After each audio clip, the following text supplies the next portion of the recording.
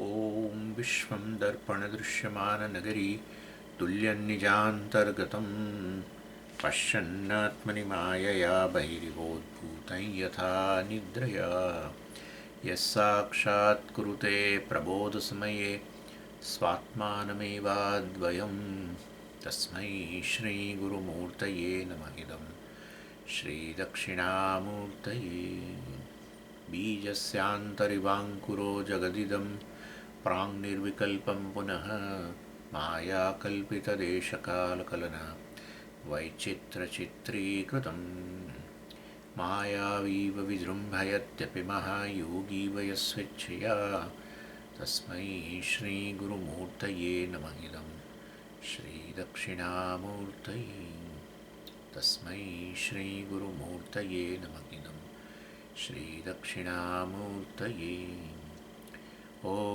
सहना भवतु सहनौ भुनक्तु सह वीर्यङ्करवावहै तेजस्विनावधीतमस्तु मा विद्विषावहै ॐ शान्तिः शान्तिः शान्तिः सदाशिवसमारम्भां शङ्कराचार्यमध्यमाम् अस्मदाचार्यपर्यन्तां वन्दे गुरुपरम्पराम् ॐ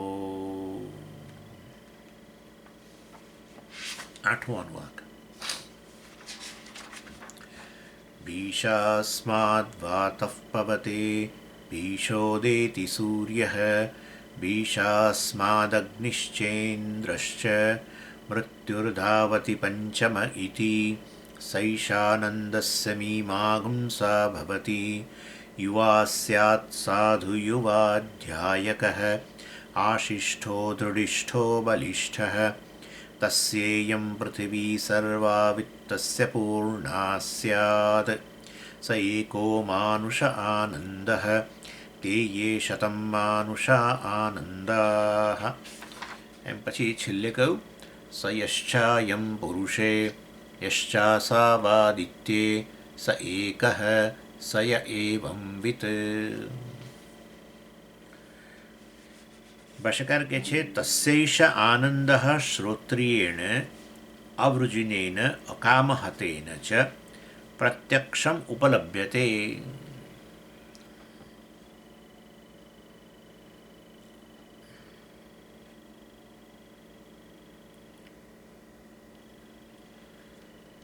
આનંદ મીમાંસાની ચર્ચા થઈ ને એની અંદર કહેવામાં આવ્યું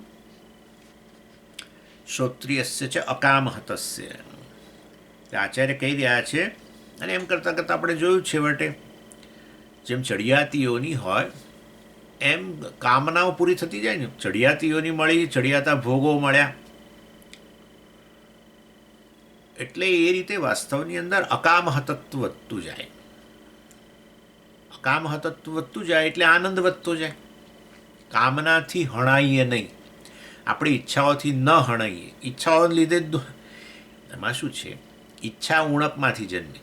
હા, ઈચ્છા ખરેખર સાચું કહું તો ઈચ્છા દુઃખનું કારણ એ પેલું ખોટું પેલી આપણી બસો પર લખેલા ઈચ્છા દુઃખની માં છે વગેરે, એવું નથી. તો ભાઈ ભગવાનને હતી ઈચ્છાઓને આપણા શંકરાચાર્યજીને બધાને કેટલા જ્ઞાનીઓની ઈચ્છા હતી, બધા એમને બધા દુઃખ જ હતું. તો પછી એમણે આનંદનો બોધ કેવી રીતે કર્યો? એટલે કહેવાનો આશય છે, સમજવાની વસ્તુ છે.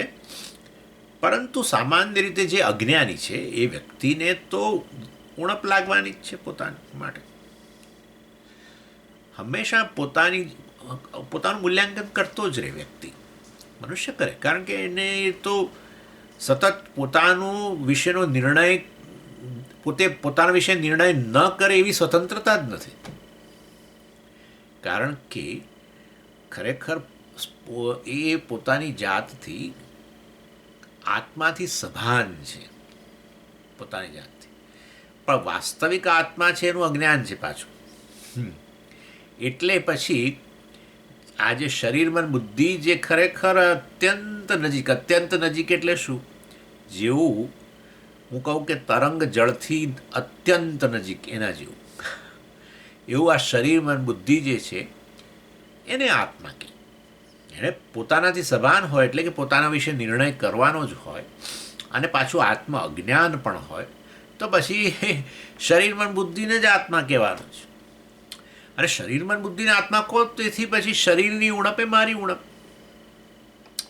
મનની ઉણપ એ મારી ઉણપ, લાગણીઓની ઉણપ છે, મારા જ્ઞાનની ઉણપ છે, મારી યાદદાસ્ત મેમરી વગેરેની ઉણપ છે,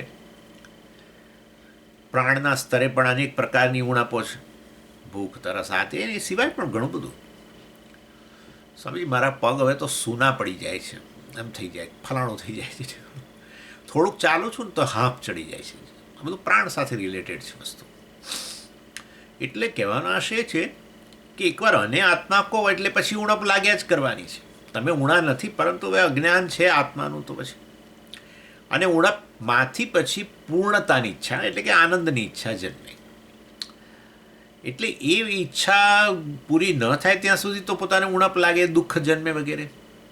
એટલે એ કહેવાનો અહીંયા આશય છે કે જેમ ચડિયાતી યોની મળે એમ વાસ્તવમાં યોની જ ચડિયાતી હોવાને કારણે, જેમ કે આપણા કરતાં દેવતાઓની યોની, દેવતા કરતાં આગળ એમ કરતાં બધા બતાવ્યું છે બ્રહ્માજી સુધી. એટલે એમ ચડિયાતી યોની અને એને કારણે ચડિયાતા વિષયો ઘણું બધું. ચડિયાતી યોની એટલે વાસ્તવમાં સત્તાની દ્રષ્ટિએ પણ પાવર. દેવતાઓ પાસે અનેક શક્તિઓ છે આપણા કરતાં વધારે. દેવતાઓનું જ્ઞાન આપણા કરતાં વધારે જ છે. એટલે શક્તિ, જ્ઞાન અને બીજી બધી વસ્તુ, કેટલું બધું દેવતાઓનું શરીર, એ દેવતાઓ ઈચ્છે ત્યાં પ્રગટ થઈ શકે ને બધું ઘણું. એટલે અનેક પ્રકારની સિદ્ધિઓ પણ ખરી. એટલે કામના જે આપણામાં જે કામનાઓ છે એને કારણે જે દુઃખ થાય છે, એવું દુઃખ એ લોકોને ન હોય. એમને બીજી એમને કામનાઓ હોય, પરંતુ વાસ્તવની અંદર એ જુદી કામના, આપણા કરતાં તો ચડિયાતું. એટલે એ રીતે વાસ્તવમાં અહીંયા કે છે અકામ તત્વ. આચાર્ય બહુ સરસ કહ્યું, તસ્યૈષ આનંદ શ્રોત્રેણ અવૃજિનેન અકામ તેજન ચ પ્રત્યક્ષમ ઉપલભ્યતે. તસ્ય એટલે છેવટે આપણે પેલું બ્રહ્માજીની વાત થઈ હતી છેલ્લે. બ્રહ્માજીનો જે આનંદ જે છે, તસ્ય બ્રહ્મણ એષ આનંદ, એ બ્રહ્માજીનો આનંદ છે, શ્રોત્રિયેણ ઉપલભ્યતે. એક જ વ્યક્તિ વાસ્તવમાં ખરેખર કામનામાંથી મુક્ત હોય, અને એ છે આપણો જ્ઞાની. જ્ઞાનીને ઈચ્છા હોવા છતાં, ઈચ્છાઓ છે, શંકરાચાર્યજીએ કેટલું બધું સ્થાપિત કરવાની ઈચ્છા, સનાતન ધર્મને પ્રતિષ્ઠિત કરવાની ઈચ્છા, મઠ સ્થાપવાની ઈચ્છા, બધી આ બધું લખવાની ઈચ્છા હશે, બધું ઈચ્છા જ વગર કેવી રીતે થાય? ઈચ્છા વગર પરિભ્રમણ કેવી રીતે કર્યું ભારતમાં? અર્થાત હતું જ કે આ બધા વિવિધ પ્રકારના મતો છે જે વેદના મતથી તદ્દન વિરુદ્ધ છે, એમને જવાબ આપવો જોઈએ, વૈદિક મતની પ્રતિષ્ઠા કરવી જોઈએ, વગેરે વગેરે, સનાતન ધર્મની પ્રતિષ્ઠા કરવી જોઈએ. એટલે બધી ઈચ્છાઓ તો હતી જ, છતાંય હું કહું છું કે એમનામાં ઈચ્છાઓ નથી. કારણ કે વાસ્તવની અંદર ઈચ્છાઓ પૂરી થાય તો હું પૂર્ણ, તો મને સંતોષ થાય. સમજી, મારી ઈચ્છા પૂરી થાય તો મને સંતોષ થાય, નહીં તો શું? નહીં તો હું અસંતોષ જ હોય ને. હા, એવો અસંતોષ એમ ના હોય, કારણ કે હું પૂર્ણ છું, જ્ઞાન છે, માટે પૂર્ણતામાંથી જન્મેલી ઈચ્છા છે, પોતાના વિષયની પૂર્ણતાની સભાનતામાંથી જન્મેલી ઈચ્છાઓ છે. બહુ સુંદર ઈચ્છા હોય તો ધારે એટલી ઈચ્છાઓ કરો ને ભાઈ, હા, પરંતુ તમારા સુખનો આધાર એના પર ન હોય. આપણી એક ઈચ્છા પૂરી ન થાય તો આપણું મોં લટકી જાય તરત જ. નાની ઈચ્છા પૂરી ના થાય તો મોં લટકી પડે. એટલે બતાવે છે કે આ પ્રકારની પરતંત્રતા નથી. મોક્ષ મુક્તિ હોય પછી પરતંત્રતા ક્યાંથી હોય? સ્વતંત્રતા જ હોય ને, મુક્તિનું નામ જ સ્વતંત્રતા. એટલે આ સમજવાનું છે વસ્તુ. એટલે વાસ્તવમાં અહીંયા આચાર્ય કહે છે બ્રહ્માજીને જે આનંદ મળે છે એ રીતે જ પોઝિશનની દ્રષ્ટિએ, બ્રહ્માજી એટલે તો હવે ઈશ્વર જ, એટલે પણ અહીંયા પોઝિશનની રીતે બતાવે છે કે આ બ્રહ્માજીને જે આનંદ મળે છે એ આનંદ તો શ્રોત્રેણ અવરુજિનેન અકામહતેન ચ પ્રત્યક્ષમ ઉપલભ્યતે. એ આપણા પેલો જે શ્રોત્રિય જે પેલા ઝાડની નીચે બેઠેલો છે, ના ઝાડની નીચે નહોતું કહ્યું મેં, પેલા રૂમની અંદર બેઠેલો છે, મજાથી કોફી પીએ છે, એક કપ, અને 2 ટોસ્ટ ખાય છે. વિચાર કરવા જેવી વસ્તુ છે. એટલે આ શ્રોત્રિય જે છે એ શ્રોત્રિયને એ જે બ્રહ્માજીને આનંદ મળી રહેલો છે એ તો એને ઉપલબ્ધ જ છે. પણ કહેવાના જ છે કે આનંદનો એક જ સોર્સ છે ને છે આત્મા. આનંદ એટલે પૂર્ણતા. આત્મા પૂર્ણ છે. કેવી રીતે કહ્યું આત્મા પૂર્ણ છે? એક છે. એક હોય તેથી શું એક વસ્તુ ખરેખર એક નથી હોતી ના, પણ એકમ અદ્વિતીયમ, એક અને અદ્વિતીય, એનાથી અન્ય નથી, તો પછી પૂર્ણ જ થઈ ગયું ને, હોલ. એટલે પૂર્ણમદ પૂર્ણમિદમ બોલીએ છીએ આપણે આ બધું. એનીવે, એટલે હવે હું છું, વિચાર કરો. એટલે વાસ્તવની અંદર જગતમાં જે લોકો આનંદ પ્રાપ્ત કરે છે, અને આ બધા પોઝિશનની દ્રષ્ટિએ સ્વર્ગ દેવતાઓ અને બૃહસ્પતિ ફલાણ, એ આનંદનો સોર્સ જ હું છું. એ આનંદ અભિવ્યક્ત થતો હોય છે જે તે ઉપાધિના અંતઃકરણ વગેરેમાં, ઉપાધિમાં અભિવ્યક્ત થાય. એટલે ઉપાધિ થકી અભિવ્યક્ત થતો, આપણે જોઈ ગયા પંચદશીની અંદર, ઉપાધિ થકી અભિવ્યક્ત થતો આનંદ જે છે એમાં ડિગ્રી હોય, ચડિયાતા ઉતરતા પણ હોય. એ તો આપણામાં જ જુઓ ને. આ સમય હું આનંદ સ્વરૂપ હોય, પણ મને તો ઘણીવાર આ આનંદ થાય છે, જે આપણા અંતઃકરણમાં આનંદ થાય છે એ શું? તો અંતઃકરણ ઉપાધિ ઉમેરીને, તમે વૃત્તિ ઉમેરીને, વૃત્તિ ઉમેરું પછી એમાં ચડિયાતા ઉતરતા પણ દેખાય. તો એમાં શું પડે? એને એવું કેમ થાય? ચડિયાતા ઉતરતા પણ શેને કારણે થાય? અવરોધને કારણે. અવરોધને કારણે થાય. અવરોધ એટલે આ ઉપાધિ જે છે, ઉપાધિ આવી એટલે નામરૂપ આપ્યું, એટલે પછી વાસ્તવની અંદર એને તમે કન્ડિશન કરી દીધું. કન્ડિશન એટલે એને મર્યાદિત. જેમ કે તમે વિચાર કરો કે આ આકાશ પૂર્ણ, ગણી લો પૂર્ણ આકાશ છે. પેલો ઘડો બને એની સાથે જ ઘટાકાશ લો. હવે આ ઘટાકાશ તો કેવું છે? મર્યાદિત. ખરેખર નથી થયું આકાશ, કે મર્યાદિત થયું નથી, પરંતુ આવી ઉપાધિ, ઘડારૂપી ઉપાધિને કારણે હવે એ મહાન આકાશ કેવું જણાય છે? નાનું જણાય છે. બસ એવું. એટલે આ જ આનંદ કે પૂર્ણતા જે છે, જ્યારે અંતઃકરણમાં અમે એ તો અભિવ્યક્ત થયેલો છે આત્મા, અને એ અંતઃકરણમાં અભિવ્યક્ત થયેલો આત્મા જે છે એમાં આવી સુખાકાર વૃત્તિ, શાંત વૃત્તિ વગેરે દ્વારા અભિવ્યક્ત થાય, ત્યારે શાંત વૃત્તિમાં જ અભિવ્યક્ત થાય ને. શાંત જળની અંદર જ તળિયું દેખાય ને ભાઈ, બીજું શું કરો? એટલે જેના પર આખું આ જળ ઉભેલું છે, બધું રહેલું છે, ઉભેલું તો ના બોલાય, પણ રહેલું છે આ જળ, એવું એ તળિયું, એનો આધાર. એ તળિયાના દર્શન ક્યારે થાય? જ્યારે સપાટી શાંત થાય ત્યારે જ. એના જેવું. એટલે આવી શાંત વૃત્તિ એટલે પણ સમય શું થાય? એમાં કામનામાંથી મુક્ત થાય. જ્યારે કામનાનો વિષય પ્રાપ્ત થાય ત્યારે પેલું મનમાં જે અજંપો ને ચિંતા ને જે બધું હતું, શાંત થઈ ગયું. હવે એ શાંત વૃત્તિમાં અભિવ્યક્ત થયેલો આત્મા જે છે એને આપણે સુખ કહેતા હોઈએ છીએ. હવે એમાં પાછું જો અવરોધ કંઈક હોય થોડો ઘણો, કામનાનો વિષય મળ્યો, પણ જેવો જોઈતો તો, જેવી કલ્પના કરી હતી એવું ના મળ્યું પાછું. સમજાય છે? જેવું કલ્પના કરો એવું ના મળ્યું તો પાછું થોડો અવરોધ. મળ્યું ખરું એટલે થોડો આનંદ થયો. ઘણીવાર આવું થતું હોય છે. પ્રિય, થોડોક આનંદ. મોદ, થોડો વધારે. પ્રમોદ, એકદમ એવું હોય છે. વ્યક્તિ મળીએ આપણે, કે કોઈ વસ્તુને આપણે પ્રાપ્ત કરીએ ત્યારે આવું બધું થતું હોય છે. ઈચ્છિત વસ્તુ, ઈચ્છિત વિષય, કે ઈચ્છિત વ્યક્તિ વગેરે મળીએ તો આવું બધું થતું હોય છે આપણને. ઈચ્છિત વ્યક્તિને મળ્યા, પણ હવે એ બરાબર મૂડમાં નહોતો વ્યક્તિ, તો આપણને એટલો આનંદ ના થાય પાછો. એ બરાબર મૂડમાં હોય તો પાછો આપણો મૂડ 4 ગણો થઈ જાય, એવું બધું. એટલે એના જેવી વસ્તુ છે આ બધા. એટલે જ એને મૂડ કહે છે, જેને કોઈ દિવસ તમે પ્રિડિક્ટ ના કરી શકો. એના મૂડ ક્યારેય તમે એના વિશે કશું કહી ના શકો. એટલા માટે જ લોકો કહે છે કે સ્વામીજી હું તો મૂડી છું, એમ કે. અરે મૂડી ભાઈ, એટલે મૂડી છું બરાબર છે, પરંતુ તારો એ મૂડ જે અત્યારે મૂડ છે એ તારો 2 મિનિટ પછી રહેવાનો નથી. અંતઃકરણ, ઇન શોર્ટ અંતઃકરણ રૂપી ઉપાધિ થકી એ જ પૂર્ણ વસ્તુ આવી તારતમ્યવાળી, ઓછી વધતી વગેરે, પ્રિય, મોદ, પ્રમોદના રૂપમાં જણાય. એને જ આનંદમય કહીએ છીએ આપણે. આનંદમય એટલે આનંદ સ્વરૂપ આત્મામાં ઉપાધિનો ઉમેરો. પણ ઉપાધિ ઉમેરીએ તો પછી તો સમજી પૂર્ણ વસ્તુમાં કેવી રીતે ઉમેરાય? કોઈ વસ્તુ ના જ ઉમેરાય ને. જેવી રીતે તમે માટીમાં ઘડો ઉમેરો એના જેવું છે. જેવી રીતે તમે સોનામાં ઘરેણું ઉમેરો એના જેવું છે. તો સમજીએ તો ખરેખર નથી સરવાળો થતો. બસ તો એ જ તો વાત કરું છું ત્યારે. એટલે તો મિથ્યા કહીએ છીએ. મિથ્યા વસ્તુ જ ઉમેરી ના શકાય ને. અથવા જે વસ્તુ ઉમેર્યા પછી ફેર ના પડવાનો હોય એનું નામ જ મિથ્યા. હું હોઉં અને મારા પ્રતિબિંબોને તમે ઉમેરીને તમે ગણતરી 11ની ના કરી શકો. 10 પ્રતિબિંબો હોય તો એક જ કહો, 1+10 મારા પ્રતિબિંબો હોય તો તમે કહો કે એક જ સ્વામી છે. એના જેવું છે, એટલે જ મિથ્યા કહ્યું.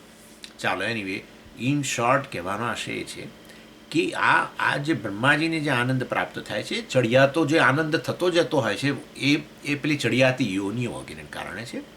અને એમાં મુખ્ય વસ્તુ એ તારતમ્ય, આનંદના તારતમ્યમાં વસ્તુ જે જવાબદાર છે એ છે અકામહતત્વ.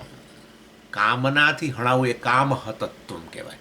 અકામહતત્વ, જે કામનાઓથી હણાતો નથી. જેટલે અંશે કામના શાંત થતી જાય એટલે અંશે આનંદ વધતો જાય. કામનાનો વિષય પ્રાપ્ત કરીને આનંદ આવે છે ત્યારે વિષયમાંથી આનંદ નથી આવતો, કામનામાંથી મુક્ત થયાનો આનંદ છે. આટલું જ છે.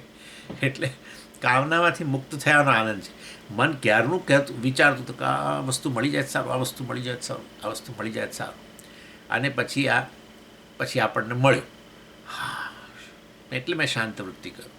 શાંત વૃત્તિ એટલે એનીવે, એટલે કહેવા આ રીતે અકામ હતત્વ વધતું જાય તો પછી આ આનંદ પણ વધતો જાય.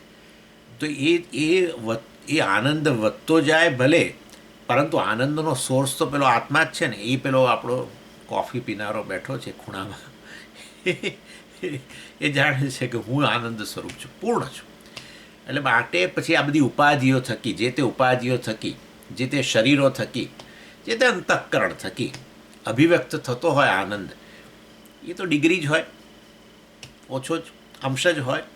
એ જ કહેવાના છે. તસ્ય એવા આ બૃહદારણ્યક ઉપનિષદ હમણાં કોટ કરશે જ. એની એટલે આ તો તમને ખાલી કહું છું કે અહીંયા આ તસ્ય એટલે બ્રહ્માજીનો જે એષઃ આનંદ, આ જે આનંદ છે તે આપણા પેલા શ્રોત્રિયેણ અવૃજિનેન અકામહતેન પ્રત્યક્ષમ ઉપલભ્યતે. એટલે આપણો આ વ્યક્તિ જે છે શ્રોત્રિય એટલે જેણે શ્રવણ કર્યું છે ને જ્ઞાન પ્રાપ્ત કર્યું છે, નિષ્ઠા છે. નિષ્ઠા એટલે ક્લેરિટી છે, સ્પષ્ટતા છે. સ્પષ્ટતા, જ્ઞાનમાં સ્પષ્ટતા એ તમારી તત્પરતા સાથે જતું હોય છે, તમારી શ્રદ્ધા અને તત્પરતા સાથે. તમારી શ્રદ્ધા હોય કે આ પ્રમાણ જ છે, જ્ઞાનનું સાધન છે, અને એનો ઉપયોગ કરીશ તો જ્ઞાન થવાનું જ છે. બસ આ પ્રકારની તમે શાસ્ત્રને જ્યારે જ્ઞાનના સાધનના રૂપમાં જુઓ ને ત્યારે તમારી આખી એટીટ્યૂડ બદલાઈ જાય. જ્ઞાન માટે જ્ઞાનનું સાધન જોઈએ, અને એ જ્ઞાનના શાસ્ત્ર અને આચાર્ય બંને, શાસ્ત્ર અને આચાર્ય બંને ટુગેધર વાસ્તવમાં જ્ઞાનના સાધન છે. એના થકી જ જ્ઞાન પ્રાપ્ત થાય. એ પ્રકારની આપણી એટીટ્યૂડને આપણે શ્રદ્ધા કહીએ. અને શ્રદ્ધા એકલી પૂરતી નથી, પછી આપણી તત્પરતા હોય, આપણું કમિટમેન્ટ હોય. એટલે સમય આપણે પછી પેલી મોબાઈલો જોવામાં ન બગાડીએ. આખો દિવસની તો મોબાઈલ, આ ક્લાસ પતે નથી કે પેલું મોબાઈલ લઈને બેઠા, આમાં આખો દિવસ આમ ચાલે. રોજ જે પેલા કહે કે તમારો સ્ક્રીન ટાઈમ 8 કલાક થાય છે રોજનો, તો કોઈ ચિંતા નથી. આમ પછી આપણે કહીએ કે જરા આમ છે ભાઈ, તમે જરા થોડો સમય એના માટે ગાળો. સમય જ નથી. અને પછી પેલા સોફા પર જઈને 2 કલાક સુધી આમ કર્યા જ કરે. કેટલો મનુષ્યને કિંમતી સમય જે ગુમાવીએ છીએ રોજ આપણે, એની વેલ્યુ જ આંકી શકાય એવી નથી, એટલું બધું. એની ચાલો, એટલે એ પાછું બીજો વિષય થઈ જશે. પણ ઇન શોર્ટ, ભગવાન એટલે કહ્યું તદ્વિધિ પ્રણિપાતેન પરિપ્રશ્નેન સેવયા ઉપદેક્ષંતિ તે જ્ઞાનમ જ્ઞાનિનસ્તત્વદર્શિન. એટલે વાસ્તવમાં તત્પર શ્રદ્ધા અને તત્પરતા, શ્રદ્ધાવાન લભતે જ્ઞાનમ તત્પરસ્તન્ય સંયતેન્દ્રિય. એ મેં જુદો કોટ કરી દીધો પહેલાં.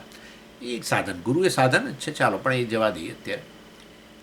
શ્રદ્ધાવાન લભતે જ્ઞાનમ તત્પર સંયતેન્દ્રિય, અને સ્વાભાવિક છે ઇન્દ્રિયોની સંયમ વગેરે.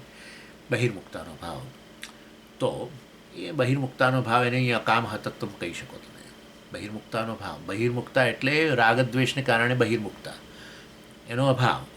કામનો અર્થ છે રાગદ્વેષનો પ્રભાવ ઓછો.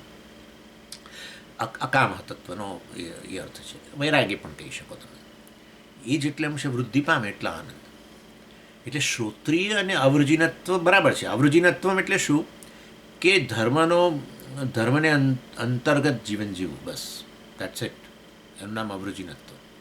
અને શ્રોત્રિયત્વમ શાસ્ત્રનો અભ્યાસ ને આ તે બધું શ્રદ્ધા સહિત તત્પરતા સહિત એ અને એ બંને કોમન શ્રોત્રિય હત્વ હોય અને અવૃજિનત્વ હોય, પણ સાથે સાથે અકામ હતત્વ હોય તો પછી આનંદની વૃત્તિ થાય. અને શ્રોત્રિય તત્વનો અર્થ આપણે પછી આ કરીએ આત્મજ્ઞાન, તો એ તો પછી સ્પષ્ટતામાં આવે એટલે આનંદ ગણી શકો તેમાં પછી. પણ પછી તો અકામ હતત્વ એને આપણે સાધનના રૂપમાં લેવું પડે. એટલે જ્ઞાન પ્રાપ્ત કરીએ તો જ્ઞાન પ્રાપ્ત કરીએ એમાં સ્પષ્ટતા સામેથી ક્યારે આવે કે જ્યારે આપણે વૈરાગ્ય વગેરે હોય. તો વૈરાગ્ય વગર આ જ્ઞાનમાં સ્થિરતાય ના આવે, આ જ્ઞાનમાં સ્પષ્ટતા પણ ના આવે, એવું છે. ચાલો,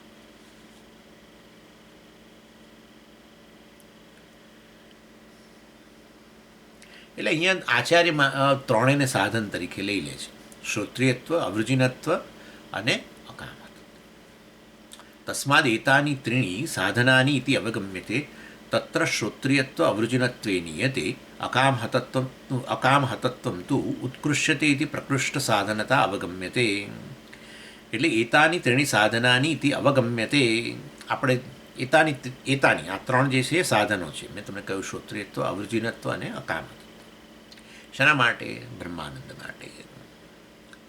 તત્ર આ ત્રણની અંદર, તત્ર એટલે આ ત્રણની અંદર શ્રોત્રિયત્વ અવૃજિનત્વે નિયતે. નિયત એટલે સામાન્ય. શ્રોત્રિયત્વ અને અવૃજિનત્વ જે છે એ કોમન. એટલે એ શ્રોત્રિયત્વ અવૃજિનત્વ જે છે એ તો દરેકે દરેક આપેલો જે બતાવે બીજી વિવિધ પેલી મીમાંસાની અંદર, આનંદ મીમાંસામાં સ્ફિયર શ્રોત્રિયત્વ અવૃજિનત્વ તો સામાન્ય એટલે એ તો હોવા જ જોઈએ. પરંતુ એટલે અવૃજિનત્વ એટલે મેં કહ્યું કે લાઈફ ઓફ ધર્મ, જીવનમાં ધર્મનું પાલન, અને અવૃજિનત્વ ધર્મમાંથી જન્મે, ધર્મના પાલન નથી. એટલે એમાં શું છે? વૃજિનત્વમ એટલે પાપ એકચ્યુઅલી. અવૃજિનત્વમ એટલે પાપનો ભાવ. પુણ્યની વાત નથી કરતા, પુણ્ય કર્મો કરવા જે એવું અહીંયા નથી કહેતા. અવૃજિનત્વમ એટલે બહુ જ એલર્ટલી પાપમાંથી બચવું એમ, કારણ કે એ અવરોધ ઉત્પન્ન કરે ને પાછું. એટલે અવૃજિનત્વમ એટલે પાપનો ભાવ. અને શ્રોત્રિય તમને તો મેં તમને કહી દીધું, જ્ઞાન, શાસ્ત્રનું જ્ઞાન વગેરે, શાસ્ત્રને પ્રમાણ માનવું, શ્રદ્ધા વગેરે. અને એ તો કોમન એમ નિયતે. આચાર્ય કહે છે કે એ તો કોમન, પરંતુ જે આનંદ વધે છે એમાં શું જવાબદાર છે? અકામ હતત્વમ. એક અકામ હતત્વમ તું ઉત્કૃષ્યતે. અકામ હતત્વ વધતું જાય છે. ઉત્કૃષ્યતે એટલે ચડિયાતું થતું જાય છે. ઇતિ પ્રકૃષ્ટ સાધનતા અવગમ્યતે. અને માટે અકામ હતત્વમ આ ત્રણ સાધનોની અંદર તમે કોઈ પૂછે કે કયું સાધન સૌથી શ્રેષ્ઠ અસરકારક છેવટે આ જ્ઞાન માટે ને પછી આનંદ માટે, તો કહે છે કે અકામ હતત્વ. જેટલે અંશે વૈરાગ્ય વગેરે હોય, પ્રકૃષ્ટ સાધનતા એટલે મુખ્ય સાધન એમ. પ્રકૃષ્ટ એટલે અહીંયા મુખ્ય સાધન. ત્રણની અંદર સૌથી ચડિયાતું સાધન આ અકામ હતત્વ છે, એવું કહ્યું. એટલા માટે જ આપણે મેં પહેલાં પણ તમને કહ્યું છે કે સાધન ચતુષ્ટય સંપત્તિની અંદર લોકો પૂછતા હોય છે કે આ બધું સ્વામીજી છે, આ વિવેક ને વૈરાગ્ય ને પછી ક્ષમા, દમ, ઉપરમ, તિતિક્ષા અને શ્રદ્ધા અને મુમુક્ષુત્વ આ બધું છે, એમાં સૌથી અસરકારક સાધન શું? વૈરાગ્ય. વૈરાગ્ય એટલે બધું જ આવે. વૈરાગ્ય હોય તો દમ પણ આવે જ, વૈરાગ્ય હોય તો ક્ષમા પણ આવે. વૈરાગ્યના અભાવમાં જ રાગદ્વેષને કારણે મન બધું ચારે બાજુ દોડતું હોય છે. ઇન્દ્રિયોનો સંયમે ન રહે પછી તો. એટલે વાસ્તવની અંદર વૈરાગ્ય મુખ્ય સાધન છે, જે વિવેકમાંથી જ જન્મે. વૈરાગ્ય સ્મશાન વૈરાગ્ય કામનો નહીં. કશું કોઈક આપણે નજીકની કોઈ વ્યક્તિ બહુ યુવાન વયમાં ગુજરી ગયો અને આપણે ઉદાસીન ચહેરે પેલા સોફા પર જઈને બેસીએ અને આ બધું તો ફ્યુટાઇલ, આ બધું જગત તો આ બધું શું પેલું નશ્વર છે ને આવું છે ને એ બહુ લાંબુ કામ નથી કરતું. હા, સાંજે પાછા ખમણ બન્યા તો કે હા ચલો મજા. એટલે આવું છે બધું. આ કોઈ પણ પ્રકારના સાધનો છે ને, એ સાધનો એની પાછળ એ સમજ ન હોય તો નકામો છે. એટલે અહીંયા વિવેકમાંથી જન્મેલો વૈરાગ્ય છે એ વાસ્તવની અંદર છેવટે બહુ અસરકારક સાધન છે. શ્રોત્રિયત્વ તોમાં પણ એટલે કે પછી જ્ઞાન પ્રાપ્ત કરી રહ્યા હોય ત્યારે પણ અસરકારક બને. અને વાસ્તવની અંદર અકામ હતત્વ હોય ને તો પાપમાંથી બચીએ આપણે. આપણી કામનાઓના પ્રેશરને કારણે જ આપણે પાપ કરીએ છીએ. એટલે વાસ્તવમાં અકામ હતત્વ જે છે એ જો હોય, પેલા બે નિયત મતલબ બધામાં કોમન, પરંતુ અકામ હતત્વ વધતું જાય તો પછી આનંદ પણ વધતું જાય એમ કે છે. તસ્ય અકામ હતત્વ પ્રકર્ષત આચાર્ય કહે છે ચ ઉપલભ્યમાન શ્રોત્રિય પ્રત્યક્ષ બ્રહ્મણ આનંદ યસ્ય પરમાનંદસ્ય માત્રા એકદેશ. એટલે તસ્ય અકામ હતત્વ પ્રકર્ષત અકામ હતત્વની વૃદ્ધિ થવાને કારણે ઉપલભ્યમાન બ્રહ્મણ આનંદ જે છે વાસ્તવમાં જે બ્રહ્માજી વગેરે દ્વારા અનુભવાય છે અને બીજા નીચે યસ્ય પરમાનંદસ્ય માત્રા એટલે અંશ, એકદેશ. માત્રા શબ્દનો અર્થ આચાર્ય આપે છે એકદેશ, અર્થાત એ તો એનો ફ્રેક્શન છે એમ, બ્રહ્માનંદનો ફ્રેક્શન છે. આ બધી યોનિઓની અંદર અકામ હતત્વ વધતું જાય છે તેમ પછી એમનો આનંદ વધતો જાય છે. એ રીતે મેં તમને 100 ગણો કહ્યો છે. શ્રોત્રિય અને અવૃજિના તો સામાન્ય છે બધામાં, પરંતુ વાસ્તવમાં આ આનંદ વધવાનું એકમાત્ર કારણ અકામ હતત્વ છે. અને એ આનંદ જે તે યોનિની અંદર જે આનંદ છે એ તો પહેલાં બ્રહ્માનંદનો અંશ જ છે. એ બ્રહ્માનંદ કોને પ્રાપ્ત છે? પેલા આપણો નીચે બેઠો છે ત્યાં રૂમમાં એને પ્રાપ્ત છે. એટલે એની વાત કરે છે.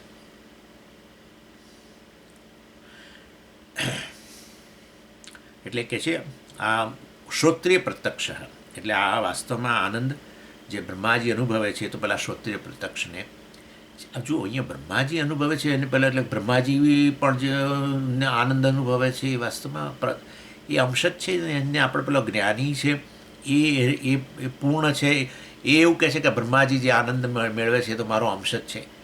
જો એટલે અહીંયા પેલા યોનિની દૃષ્ટિએ ચડિયા તો આનંદ બતાવે છે એ દૃષ્ટિએ ગણવાનું. બ્રહ્માજી તો ઈશ્વર છે, સર્વજ્ઞ હોય, એટલે આ જ્ઞાન ન હોય એવો કે પ્રશ્ન થોડો છે. એનીવે જ્ઞાનની શરૂઆત જ ત્યાંથી થાય છે. સંપ્રદાયની શરૂઆત ગમે તે ત્યાંથી કરો, નારાયણમ પદ્મભુવમ વસિષ્ઠમ એક્સેટ્રા એક્સેટ્રા, અથવા પછી અહીંયા સદાશિવ સમારંભામ શંકરાચાર્ય મધ્યમામ અસ્મદાચાર્ય પર્યંતમ. જ્ઞાનની શરૂઆત ત્યાંથી જ કોમન સેન્સનો સવાલ છે. આ તો જ્ઞાનની શરૂઆત ક્યાંથી થાય? જે જ્ઞાનનો સોર્સ હોય ત્યાંથી જ થાય ને. હવે એ પોતે જ અજ્ઞાની હોય ને એમણે બીજા પાસેથી જ્ઞાન મેળવ્યું હોય તો પછી એને સોર્સ ના કહેવાય. એટલે છેવટે જ્ઞાનનો સોર્સ સર્વજ્ઞ જ હોવો જોઈએ. જેણે આવી રીતે ભણવાની જરૂર જ, ક્લાસ ભરવાની જ જરૂર ના પડે, એ જ્ઞાનનો સોર્સ કહેવાય. એટલે વાસ્તવની અંદર આ પ્રકારે શ્રોત્રિય જે છે એને તો શ્રોત્રિય પ્રત્યક્ષ બ્રહ્માજીને જે આનંદ મળે છે જે પણ મતલબ કે આ પ્રકારે અકામ તત્વની વૃદ્ધિ વગેરેને કારણે એ તો અમને પ્રાપ્ત જ છે. એનો અર્થ કે આ શ્રોત્રિય જે છે એની પાસે અકામ તત્વ પૂર્ણ માત્રામાં છે એવું થઈ ગયું ને, પૂર્ણ માત્રામાં વૈરાગ્ય. એ તો હવે તમે કલ્પના જ કરી શકો છો આ વસ્તુની કે આનંદનો અર્થ જ જો પૂર્ણતા થતી હોય, આ તો પછી હું પૂર્ણ છું એ પ્રકારનું જેને સ્પષ્ટ જ્ઞાન હોય એને માટે આનંદનો સોર્સ કોઈ બહાર જગતમાં તો હોય જ નહીં ને, હોય જ નહીં, સ્વાભાવિક છે. અને માટે જો એની એ પ્રકારની કામના જ ન હોય તો એનું અકામ તત્વ પૂર્ણ માત્રામાં હોય એમ કહે છે. તો પછી આનંદ પણ કેવો હોય? પૂર્ણ હોય એમ એ રીતે બતાવે છે. અને હવે અહીંયા આ બતાવે છે કે જે આ એ બધા આનંદ મીમાંસા મેં તમને બતાવ્યા, બધા એની જે આનંદ પ્રાપ્ત થાય છે મનુષ્યને, મનુષ્ય ગંધર્વ અને આ અને તે 100 ગણો વગેરે, એ બધા આનંદ તો કેવળ બ્રહ્માનંદનો એક અંશ જ છે એવું બતાવે છે. ક્યાં? બૃહદારણ્યક ઉપનિષદમાં એ કોટ કરે છે. એતસ્યૈવ આનંદસ્ય અન્યાની ભૂતાની માત્રામ ઉપજીવંતી ઇતિ શ્રુત્યંતરાત. બીજી અન્ય શ્રુતિ. શ્રુત્યંતરાત એટલે અન્યા શ્રુતિ શ્રુત્યંતરાત આવી અન્ય શ્રુતિ હોવાને કારણે, અન્ય ઉપનિષદનું વાક્ય હોવાને કારણે પણ, એટલે અહીંયા તૈત્તિરીયમાં તો બતાવ્યું બરાબર છે, પણ અમે તમને આ બૃહદારણ્યકમાંથી પણ બતાવીએ. તૈત્તિરીયમાં તો સ્પષ્ટપણે બતાવ્યું છે. દરેક વખતે કહેતા ગયા ને મનુષ્ય ગંધર્વનો આનંદ શ્રોત્રિયસ્ય અકામહતસ્ય, પછી આગળ ગયા તો કે શ્રોત્રિયસ્ય અકામહતસ્ય, એમ કહીને બતાવ્યું કે આપણો આ જે જ્ઞાની જે છે એને તો પૂર્ણ માત્રામાં અકામહતત્વ છે એનામાં, અને માટે પૂર્ણ આનંદ છે. એનો જ આ જે તે યોનિમાં જે લોકો આનંદ પ્રાપ્ત કરે છે, અકામ હતત્વ જેમ જેમ વધતું જાય અને આનંદ પ્રાપ્ત કરે છે, એ તો વાસ્તવમાં એનો અંશ જ છે જે આ જ્ઞાની પ્રાપ્ત કર્યો છે. એવું અહીંયા 33માં તો આવી ગયું. એટલે આચાર્ય કહે છે કે જો અમે તમને બૃહદારણ્યક ઉપનિષદમાંથી પણ બતાવીએ. એટલે કહે છે શ્રુત્યંતરાત હેતુ, આ પંચમી વિભક્તિ આવી શ્રુતિનું વાક્ય, અન્ય શ્રુતિનું વાક્ય એટલે કે બૃહદારણ્યક ઉપનિષદનું વાક્ય હોવાને કારણે પણ શું વાક્ય છે? એતસ્સેવ આનંદસ્ય અન્યાની ભૂતાની માત્રામ ઉપજીવંતી. બધા જ જીવો જે છે એ કેવા છે? એટલે ભૂલોકના જ નહીં, ગમે તે લોકની અંદર ગમે તે જીવો હોય, એ લોકો જે વિષયોનો એમને એ લોકની અંદર ઉપલબ્ધ વિષયોના સંપર્કથી, ઈચ્છિત વિષયોના સંપર્કથી જે આનંદ જન્મે છે એ તો વાસ્તવની અંદર કેવો છે?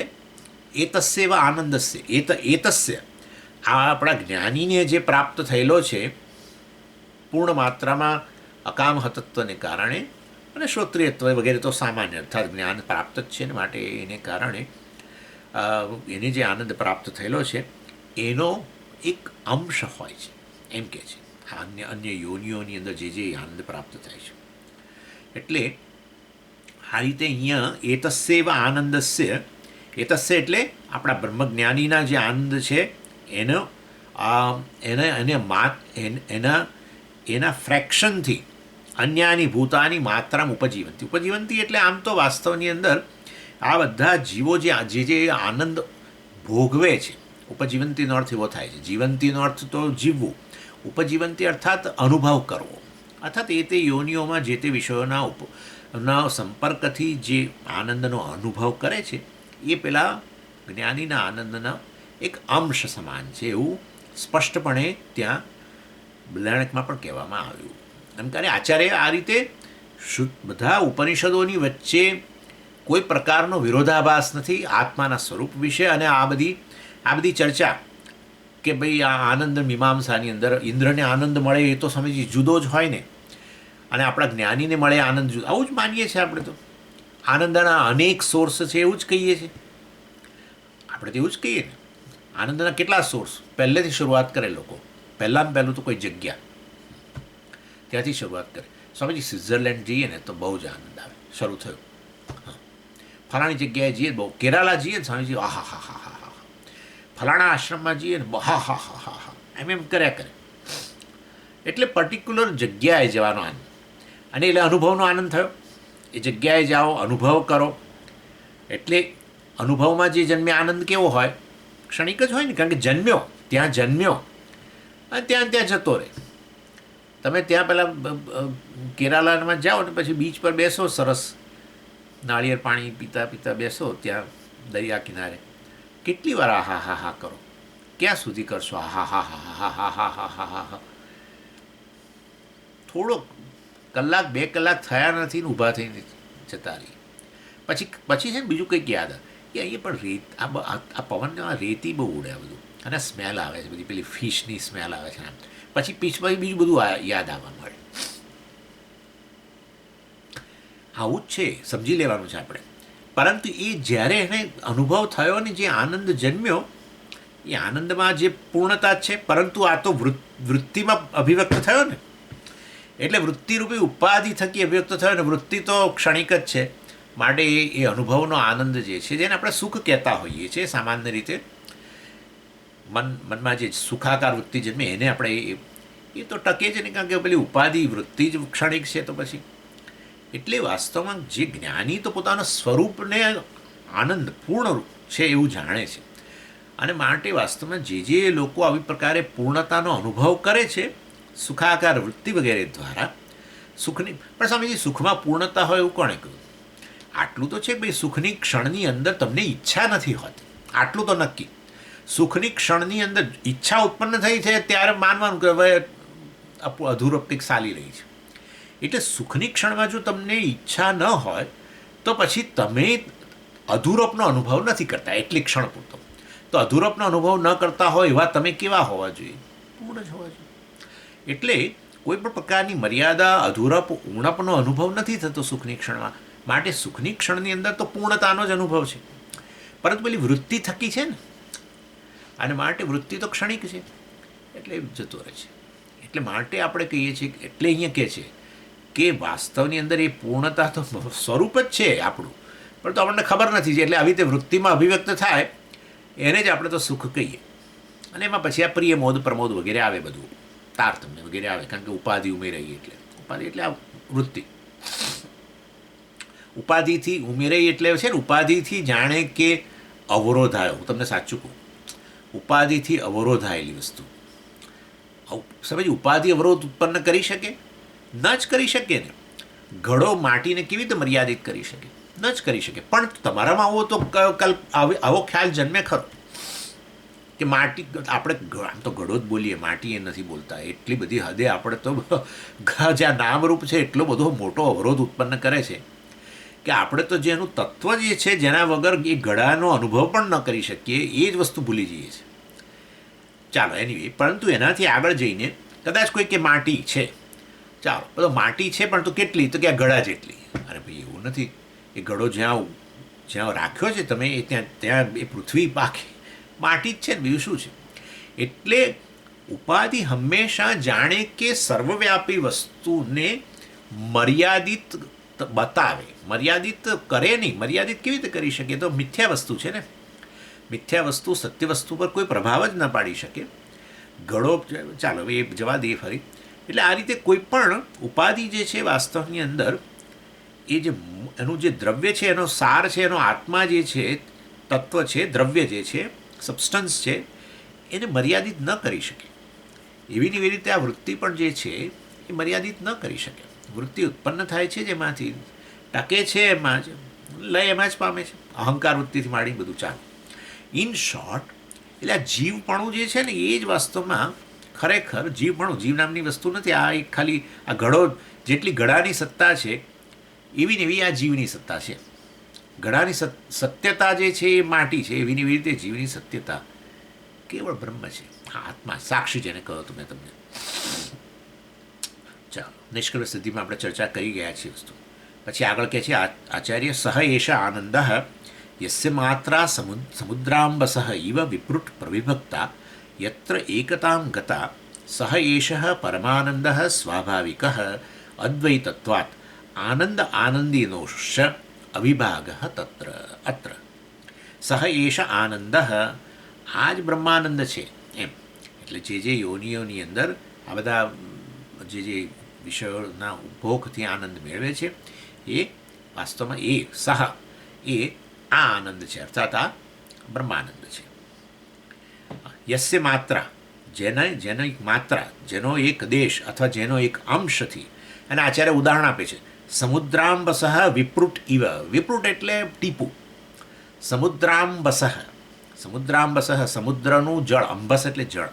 સમુદ્રના જળનું જેમ પેલું ટીપું હોય, એટલે વાસ્તવમાં એ ટીપું જે છે આપણા સમુદ્રમાંના જળનું એક ટીપું સમજો. આવું સમુદ્ર જ્યારે આ રીતે હિલોળા લેતો હોય ત્યારે એને એવું એક ટીપું જાણે ઉછળીને બહાર પેલા સપાટી પર ક્યાંક કિનારા પર કોઈ પથ્થર પર આમ પડ્યું ટીપું, આપણને લાગે કે એ ટીપું આ જાણે કે હવે અને આ સમુદ્ર જાણે છૂટા પડી ગયા એવું આપણને લાગે. એટલે કે છે સમુદ્રાંબસઃ એવા વિપૃટ પ્રવિભક્તા, જાણે કે છૂટા પડ્યા એવું લાગે. અર્થાત ખરેખર તમે જુઓ, તમે કલ્પના કરો, તમે કહેશો કે આ ટીપું સમુદ્રથી છૂટું પડ્યું, ત્યારે તમારી દ્રષ્ટિ પેલી ઉપાધિ પર છે, નામ રૂપ ઉપર છે. સહેજ તત્વ તરફ નજર કરો તો તમને કહો કે ઓહો, જળ જ છે બંને. સમુદ્ર જળ છે અને આ પણ જળ જ છે. માટે ખરેખર વાસ્તવમાં કોઈ સાચું વાસ્તવિક દ્વૈત છે જ નહીં, પ્રવિભક્ત છે જ નહીં. એનીવે, એટલે આ રીતે કહે છે કે એટલે આ પૂર્ણ છે, સોરી, આત્મા જે પૂર્ણ છે, બ્રહ્મ છે, એ જ વાસ્તવમાં એ જ આનંદ સ્વરૂપ છે. એ જ ખરેખર વૃત્તિમાં આ રીતે અભિવ્યક્ત થાય ત્યારે જાણે આપણને એમ લાગે કે એ પ્રવિભક્ત છે, એ વિષયમાંથી જન્મેલો આનંદ છે અને આ આત્માનંદ છે, બ્રહ્માનંદ છે. આમ કરીને છૂટા એવું લાગે, પણ ખર વાસ્તવની અંદર એવું નથી. જેવી રીતે જેવી રીતે સમુદ્રનું જળ અને આ છૂટું પડેલું જે ટીપું છે એ પણ વાસ્તવમાં છે જળ જ, એવી ને એવી રીતે વૃત્તિમાં અભિવ્યક્ત થતો આનંદ આવો આ ટીપા જેવો છે. પણ વૃત્તિમાં થતો અભિવ્યક્ત થતો આનંદ પણ તમે વિચાર કરો ને, વૃત્તિનું અસ્તિત્વ જ વૃત્તિ આપણે જોઈ જ ગયા નિષ્કર્મી સ્થિતિમાં, વૃત્તિનું અસ્તિત્વ જ બ્રહ્મમાં છે, સાક્ષીમાં છે, આત્મામાં છે. વૃત્તિ નામની કોઈ સ્વતંત્ર વસ્તુ નથી.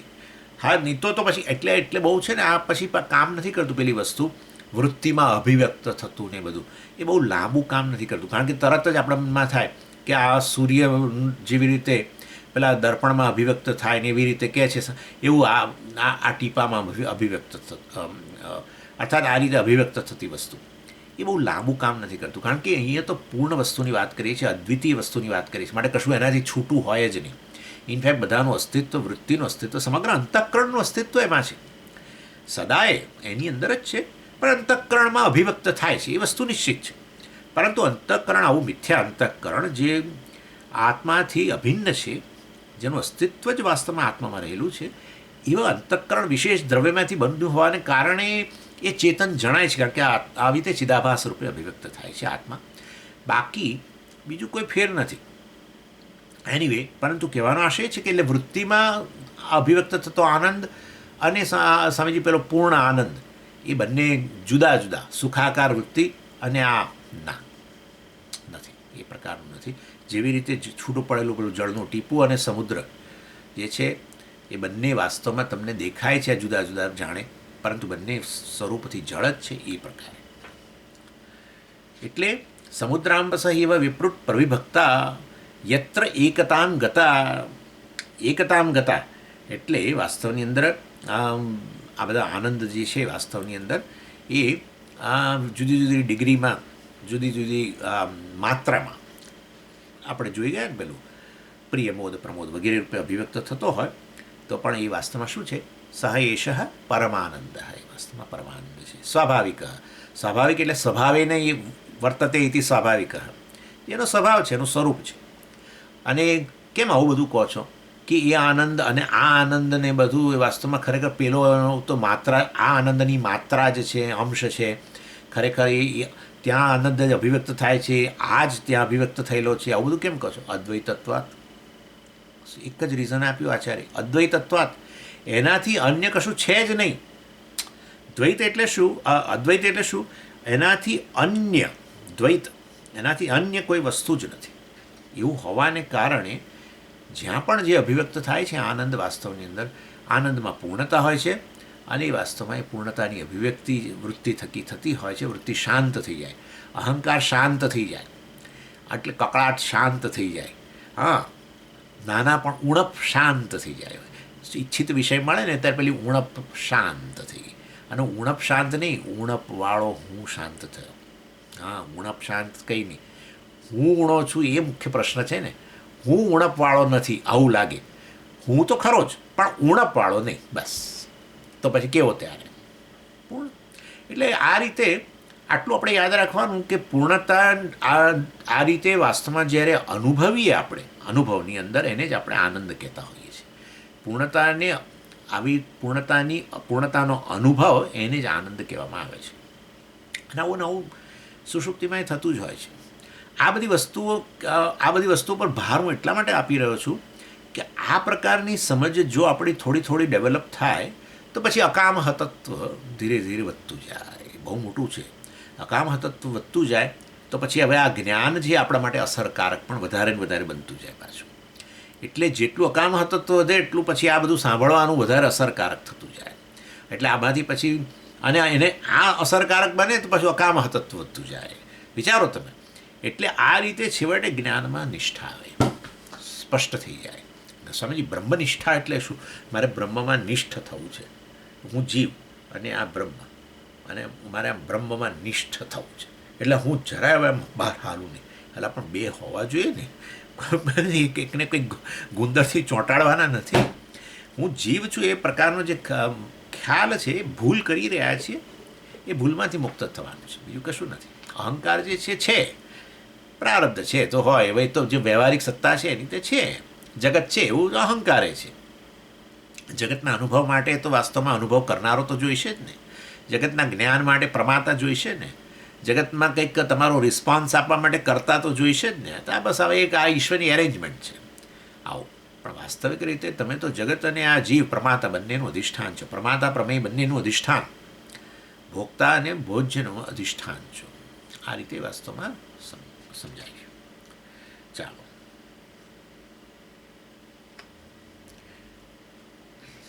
પણ સ્વામીજી એવું ના હોય કે આ બધા જુદી જુદી યોનિઓમાં જે પ્રકારનો આનંદ પ્રાપ્ત કરે, તમે કહ્યું ને એ બધા અંશ છે, તે બધા અંશોને ભેગા કરી દઈએ એને જ પૂર્ણ આનંદ ના કે?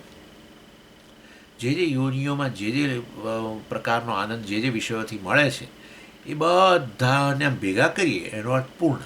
ક્યાં વાત! તમે એટલો સરવાળો કરો તો એ ના બને.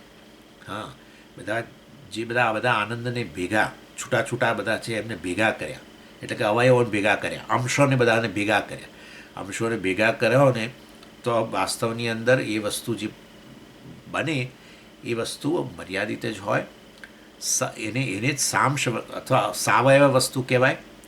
જેવી રીતે આપણું આ શરીર છે એમાં અવયવો ભેગા કરેલા છે. જેટલા અવયવો થોડા ભેગા કર્યા છે અહીંયા. મોટી વસ્તુ હોય, આવી ઉલ્કા વગેરે હોય કે કોઈ બ્લેક હોલ નામની વસ્તુ હોય, કોઈ ગ્રહ હોય, તો એમાં ઘણા બધા અવયવો ભેગા થયા છે. પણ આવી અવયવો ભેગા થયેલી વસ્તુ જે છે એ છેવટે છૂટી પડે એટલું તો નિશ્ચિત છે. જે અવયવો ભેગા થાય એસેમ્બલી એ સમયના અંતર્ગત જ ભેગા થાય અને સમયમાં જ છૂટા પડે. એટલે એવું અહીંયા નથી કે આ બધા અંશો છે, અંશો આનંદના અંશોને ભેગા કરી દઈએ એને જ પૂર્ણ આનંદ ના કહેવાય. ના કહેવાય. પૂર્ણતાનો અર્થ છે જેમાં અવયવો ન હોય. પાર્ટલેસ વસ્તુને જ પૂર્ણ કહેવાય. હા, નહીં તો ક્યારેય પૂર્ણ ન કહેવાય, અધૂરું જ બને. ભેગું કરો કશું તો જે બને મર્યાદિત જ હોય. કાળમાં મર્યાદિત હોય અને દેશમાં મર્યાદિત હોય, અવકાશની દ્રષ્ટિ મર્યાદિત. એટલે અહીંયા કહેશે આ તો પૂર્ણ આનંદ જે છે સ્વાભાવિક છે, મારો સ્વભાવ છે, સ્વરૂપ છે. અને મારું શું જગતનું સ્વરૂપ છે, મારું જગતનું. અર્થાત એટલા માટે જ તો કહે છે આ વાસ્તવમાં આત્મા એવા ઇદગમ સર્વમ, આત્મા જ સર્વ કાંઈ છે. બ્રહ્મ એવા ઇદગમ સર્વમ, બ્રહ્મ છે કે આત્મા છે, એક જ વસ્તુ છે, સ્વાભાવિક અદ્વૈત. અને પછી કહે છે અત્ર, જુઓ એનાથી વધારે આગળ શું કહે છે, અત્ર આનંદ આનંદીનોશ્ચ અવિભાગ. એટલે આનંદ અને આનંદી નામના કોઈ વિભાગ નથી. સમજી ગયા? આનંદી એટલે હું, બરાબર? જે હસી રહ્યો છે એ આનંદી.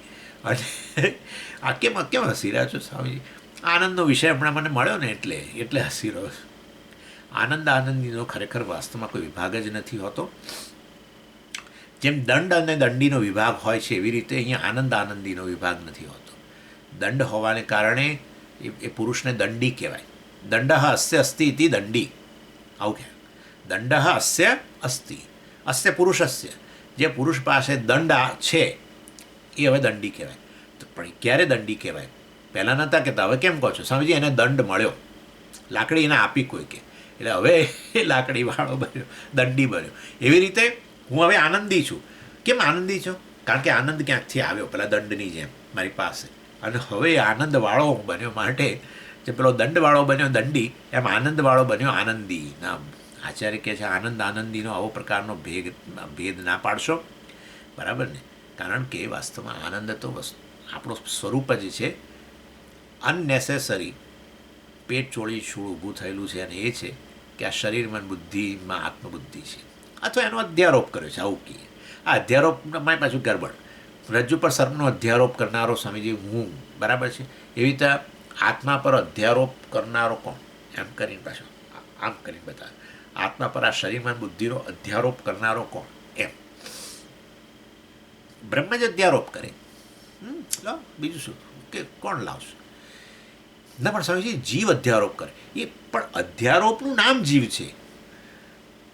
હા, બ્રહ્મ પર જે અધ્યારોપ થયો એનું નામ જ જીવ છે. એટલે વાસ્તવમાં જીવે જીવપણાનો અધ્યારોપ કર્યો એવું ના હોય. બ્રહ્મએ જ અધ્યારોપ કર્યો. હવે બ્રહ્મ અધ્યારોપ કરે કેમ કરે? અજ્ઞાન ઉપાધિ છે, બસ. અજ્ઞાન ઉપાધિવાળો હોવા માત્રથી શરીર મન બુદ્ધિને આત્મા કે એ જ અધ્યારોપ થયો. શરીર મન બુદ્ધિને હું બ્રહ્મ છું એવું કહેવાને બદલે હવે હું શું કહું છું? હું શરીર મન બુદ્ધિ છું. એટલે મારું વાસ્તવિક સ્વરૂપ જે બ્રહ્મ છે એના પર જાણે કે અધ્યારોપ થઈ ગયો. આટલી વાત છે. આ પાછી આવા બધા પ્રશ્નો બહુ હોય. અધ્યારોપ કોણ કરે છે બોલો? ચાલો, જ્ઞાન કોણ પ્રાપ્ત કરે છે? બ્રહ્મ જ્ઞાન પ્રાપ્ત કરે છે કે જીવ જ્ઞાન પ્રાપ્ત કરે છે?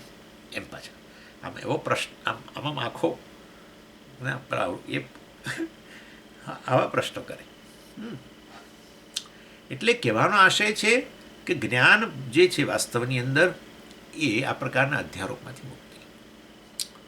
પછી જીવ પણ મિથ્યા બને, કશું નાશ ના પામે, જીવ પણ મિથ્યા બની જાય, વ્યવહારિક બની જાય.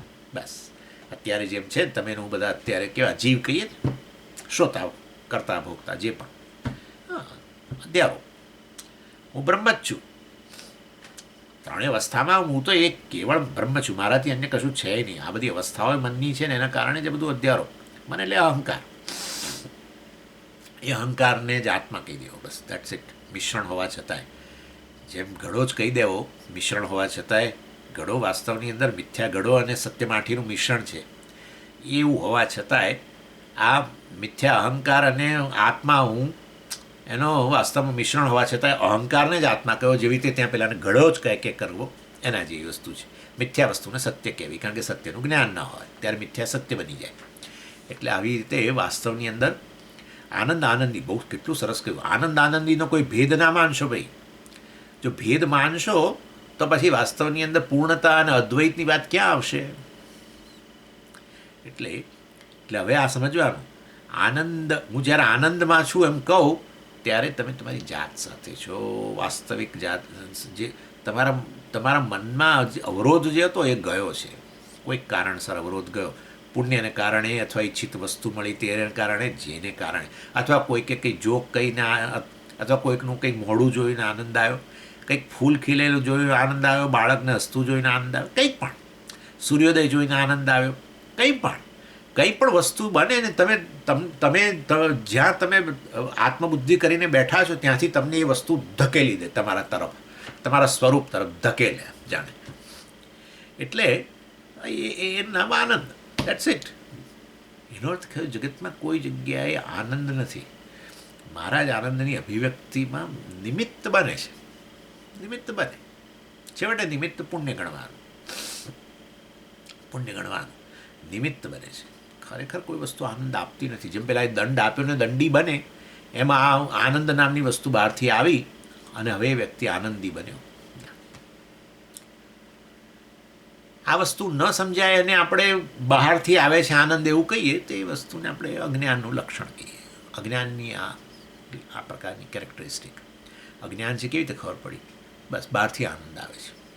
બહારથી એટલે બહારના કોઈ વિષયમાંથી, કોઈ જગ્યામાંથી, કોઈ વિષયના કેટલીક એટ્રીબ્યુટ્સમાંથી વગેરેમાંથી. તદેતદ મીમાંસા ફલમ ઉપસંહ્રિયતે સ યશ્ચાયમ પુરુષે ઇતિ. તદેતદ મીમાંસા ફલમ ઉપસંહ્રિયતે એટલે હવે આ આનંદની જે આ હોલનેસ, પૂર્ણતા વગેરે જે છે એ જ બતાવી હતી અમારે તમને કે આનંદનો અર્થ જ પૂર્ણતા છે, અથવા આની આ જ્ઞાની પોતાની જાતને આ પૂર્ણ આત્મા જાણે છે વગેરે. અને માટે આ બધી જે અમે તમને આખી આનંદ મીમાંસાનું વર્ણન કર્યું એનો અમારો પર્પઝ આ જ બતાવો હતો કે આનંદ ખરેખર જણાય છે, આવો કે અંશ જાણે આનંદ અભિવ્યક્ત થયો અનેક વિષયોના ઉપભોગથી, અનેક યોનિઓની અંદર, અનેક પ્રકારના લોકની અંદર રહેલા વિષયોના ઉપભોગમાંથી. પણ ખરેખર આનંદ તો એકમાત્ર પૂર્ણ વસ્તુ છે અને એ કેવળ આ બધી ઉપાધિઓ થકી કેવળ અભિવ્યક્ત બને છે. એટલે અમે એને જાણે એનો અંશ જ કહીએ છીએ. ખરેખર અંશ કે વાસ્તવમાં અંશ થતો નથી, એમાં ભાગ પડતો નથી. જેવી રીતે સમુદ્રમાંથી જળનું ટીપું છૂટું પડ્યું બતાવ્યું ને, એવી રીતે વાસ્તવમાં ટીપું ભલે ને છૂટું પડ્યું, તમે કહો કે બે વસ્તુ થઈ ગઈ હવે સમુદ્ર અને આ ટીપું, પેલું નાનું આ મોટું વગેરે બધું, ખરેખર હજુ જળ જ છે. જળ કાઢી લો તો સમુદ્રએ નથી ને જળ કાઢી લો તો ટીપું એ નથી. એવી રીતે આનંદ જ વાસ્તવની અંદર કેવળ ઉપાધિ થકી અભિવ્યક્ત થાય છે, જેથી વિષયોના ઉપભોગ વગેરે. ચાલો, અને એ વસ્તુને હવે ઉપસંહાર તરીકે બતાવે છે કે એ બ્રહ્માનંદ જે છે એ જ અહીંયા અભિવ્યક્ત થાય છે, એ તમે એમને કહો. એટલે હવે મહાવાક્ય શરૂ થાય છે. તો મહાવાક્ય બતાવે છે, સ યશ્ચાયમ પુરુષે યશ્ચાસાવાદિત્યે સહ એક. અહીંયા આ પુરુષમાં અભિવ્યક્ત થતો અને યશાયમ પુરુષ યશા સાવાદિત્ય, આદિત્યમાં અભિવ્યક્ત થતો. આદિત્ય એટલે આદિત્ય મંડળ. આદિત્ય મંડળ એટલે સૂર્યમંડળ. સૂર્યમંડળ એટલે અહીંયા જગત, એટલે કે વિરાટ આત્મા. એમ સમજી ગયા? આ રીતે ગણવાનું. સૂર્ય કયું એટલે તમારે સૂર્યમંડળ. સૂર્યમંડળ એટલે આ બ્રહ્માંડ ગણવાનું. ઇન શોર્ટ, સૂર્યમંડળ એટલે આ સમગ્ર જગત લઈ લેવાનું. એ જગત એટલે કે વિરાટ. એ વિરાટ આત્મા જે છે, વિરાટ પુરુષમાં અભિવ્યક્ત થતો, ઈશ્વરમાં અભિવ્યક્ત થતો જે છે આ આનંદ. અને યશાયમ પુરુષે, આ પુરુષમાં અભિવ્યક્ત થતો આનંદ એક જ છે. એટલે રખે માનતા કે આ જીવ છે, કોઈક વિષયનો ઉપભોગ કરે છે અને એ જે આનંદ મેળવે છે એ જુદો છે. અને બ્રહ્મનો આનંદ કે ઈશ્વરનો આનંદ જુદો છે, વિરાટ આત્માનો આનંદ જુદો છે, એવું છે નહીં. એ વસ્તુ અહીંયા હવે બતાવે છે. એટલે આચાર્ય આ વસ્તુને મહાવાક્યના રૂપમાં જ બતાવે છે. યહ, જો શું કહે છે, જો યહ ગુહાયામ નિહિત પરમે વ્યોમની આકાશાદિ કાર્યમ સૃષ્ટવા અન્નમયાંતમ તદેવાનુપ્રવિષ્ટ સહ યહ ઇતિ નિર્દિશ્યતે. કહ અસૌ અયમ પુરુષે. પહેલું શું સમજાવે છે? સહ યહ અયમ પુરુષે, સહ યશ્ચાયમ પુરુષે, બરાબર ને? યશ્ચાયમ પુરુષે એટલે યહ એટલે શું? તો એ વસ્તુ અહીંયા કહે છે સહ એવ યહ ઇતિ નિર્દિશ્યતે. એટલે કહે છે કે વાસ્તવની અંદર એ જ યહ ઇતિ નિર્દિશ્યતે. યહ દ્વારા યશ્ચાયમ પુરુષેમાં યહ જે રહેલો છે, યહ ચ અસૌ અયમ પુરુષે, બરાબર? એટલે એ યહ દ્વારા જે વાસ્તવમાં નિર્દેશ કરવામાં આવેલો છે, આચાર્ય કહે છે એ સહ, તે જ છે. કયો તે? આગળ આપણે ચર્ચા તો કરી ગયા. એ જ બ્રહ્માનંદ છે એમ કહે છે. પણ ક્યાં અભિવ્યક્ત થાય છે? પુરુષે. આ પુરુષમાં જે અભિવ્યક્ત થાય છે એ વાસ્તવમાં એ જ આનંદ છે જે બ્રહ્માનંદ છે. અને એ આખી બ્રહ્માનંદ વલ્લીનો સાર કહી દે છે. એ બ્રહ્મ શું છે? પણ બ્રહ્માનંદ બોલ્યા કરો, પણ બ્રહ્મ શું છે? તો કે શરૂઆત તો તમે જુઓ, ક્યાંથી શરૂઆત કરી હતી? આકાશાદિ કાર્યમ સૃષ્ટવા. હા, બરાબર ને? અને પછી પેલું એના પહેલાં આવેલું, પહેલાં તો પેલું આવ્યું બ્રહ્મવિદ આપનોતિ પરમ. પછી આગળ કહ્યું કે સત્યમ જ્ઞાનમ અનંતમ બ્રહ્મ. અને પછી આગળ કહ્યું યો વેદ નિહિતમ ગુહાયામ પરમે વ્યોમન. અને એ જ બ્રહ્મ જે વાસ્તવમાં આત્મા છે એમાંથી આકાશ વગેરેની સૃષ્ટિ થઈ. તસ્માદ વા એતસ્માદ આત્મન આકાશ સંભૂત આકાશાદ વાયુ. એ બ્રહ્મ જે આત્મા છે વાસ્તવમાં ત્યાં કહી જ દીધું છે. એટલે આચાર્ય આખો કવર કરી લે છે.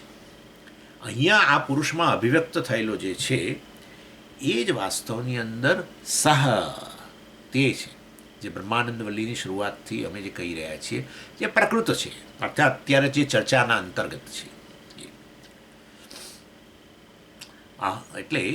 એટલે યહ દ્વારા શેનો નિર્દેશ? એટલે આચાર્ય કહે છે ગુહાયામ સહ એટલે શું? પણ તે કહે છે ગુહાયામ પરમે વ્યોમની ચિદાકાશે નિહિત.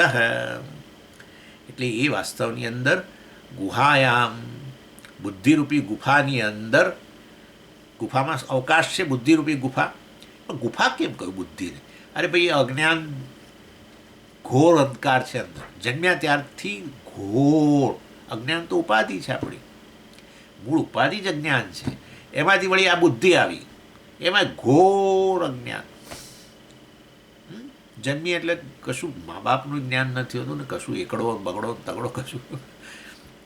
એટલે એવી આ બુદ્ધિરૂપી ગુફા, એની અંદર વાસ્તવમાં એમાં જે અવકાશ છે, આ વાસ્તવની અંદર એટલે સમજવાનું સમજીએ. આ અવકાશ કહ્યું ને એટલે આ તો પેલું અભિવ્યક્તિ માટે એમ કહેવા માટે, ખાલી અભિવ્યક્તિ માટે.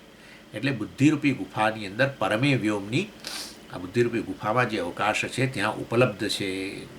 કોણ ઉપલબ્ધ છે? એ જ બ્રહ્મ, એ જ સહ, એ જ બ્રહ્મ. એટલે કારણ કે એ કહેવું પડે, કારણ કે આ તો બ્રહ્માનંદ વલ્લીની શરૂઆત તો 2 વર્ષ પહેલાં થઈ હશે કદાચ. એટલે હા, બ્રહ્મવિદ આપનોતિ પરમ. હા, આવું કંઈક આવેલું ખરું, બસ. એટલે કહે છે કે એ એમ કહે છે. એટલે વાસ્તવની અંદર અને એણે શું કર્યું? એ જે બુદ્ધિરૂપી ગુફામાં ઉપલબ્ધ છે એ વાસ્તવમાં શું છે? આકાશાદિ કાર્યમ અન્નમયાંતમ સૃષ્ટવા. જેણે આકાશ, વાયુ, અગ્નિ, જળ, પૃથ્વી અને પછી અન્ન અને પછી એમાંથી શરીર, અન્નમયાંતમ સૃષ્ટવા, વાસ્તવની અંદર આ બધું જેમાંથી જેણે સર્જન કર્યું એ બ્રહ્માએ. અને એ બ્રહ્મ કોણ છે? અહીંયા અંતઃકરણમાં બુદ્ધિરૂપી ગુફામાં ઉપલબ્ધ છે. એ બ્રહ્મા જે વાસ્તવમાં જગતનું કારણ છે, જે જગતનું કારણ બ્રહ્મ જે છે એણે શું કર્યું? પણ આ બધું સર્જન કરીને પછી તત્સૃષ્ટમ એવા અનુપ્રવિષ્ટ, બધું સર્જન કરીને પછી એની અંદર ડાઈવ લગાવી સીધી. એટલે બધું જે આ સમજવાનું, આવું ના હોય. હા, માટીએ ઘડાનું સર્જન કર્યું અને પછી માટીને થયું કે મારા વગર ઘડો કેવી રીતે રહેશે, પછી માટી અંદર આમ ડાઈવ લગાવી અને આખા ઘડામાં આમાં આમાં આમાં આમાં વ્યાપી ગઈ. વર્ણન આ પ્રકારે. કહેવાનો આશય એવો છે કે આ જગતમાં પ્રવેશી ગયો, અર્થાત જગતની પ્રત્યેક વસ્તુની અંદર એ ઉપલબ્ધ છે. અને એ બ્રહ્મા જે જગતનું કારણ છે, જગત કારણ કાર્યમાં વ્યાપ્ત હોય એટલે વાસ્તવમાં પ્રત્યેક કાર્યની અંદર એ ઉપલબ્ધ છે. અને એ જ જગતનું કારણ બ્રહ્મા અહીંયા બુદ્ધિરૂપી ગુફામાં પણ ઉપલબ્ધ છે. કયા રૂપે બુદ્ધિરૂપી ગુફામાં કેવી રીતે ઉપલબ્ધ બને એ તમને ખબર છે? બુદ્ધિરૂપી ગુફામાં જેવું અભિવ્યક્ત થાય, ઉપલબ્ધ બને ચૈતન્ય જેવું, એટલે એ ગણતા નહીં પણ ગણો તો બુદ્ધિ ચેતનવંતી બને. અને પહેલું શું આવે? અહમ. હો, એ બ્રહ્મ જગતનું કારણ વાસ્તવમાં અહીંયા અહમના રૂપમાં ઉપલબ્ધ છે. સમજી ગયા? આ રીતે એ અહીંયા મહાવાક્ય સમજાવશે. જે આદિત્ય મંડળ અર્થાત જગતની અંદર ઉપલબ્ધ છે એ જ બ્રહ્મા વાસ્તવની અંદર એણે બધામાં પ્રવેશ કર્યો હોવાને કારણે, વ્યાપી ગયેલો હોવાને કારણે, અને એ જ આ બુદ્ધિરૂપી ગુફામાં ઉપલબ્ધ બને છે અહમ રૂપે. તો હવે તમે ખ્યાલ આવી ગયો? અહમ રૂપે ઉપલબ્ધ બને છે એટલે બુદ્ધિરૂપી ગુફા હવે ઉપાધિ સહિત ઉપલબ્ધ બને છે. ઉપાધિરૂપી ઉપલબ્ધ, બુદ્ધિરૂપી ઉપાધિ સાથે ઉપલબ્ધ બનેલો બ્રહ્મ, એને શું કહીએ આપણે? જીવ કહીએ છીએ. વાસ્તવમાં છે કોણ? બ્રહ્મ છે. આ રીતે કહેશે. ઓમ પૂર્ણમદ પૂર્ણમિદમ પૂર્ણાત પૂર્ણમુદચ્યતે પૂર્ણસ્ય પૂર્ણમાદાય પૂર્ણમેવાવશિષ્યતે. ઓમ શાંતિ શાંતિ શાંતિ. હરિ ઓમ શ્રી ગુરુભ્યો નમઃ. હરિ ઓમ.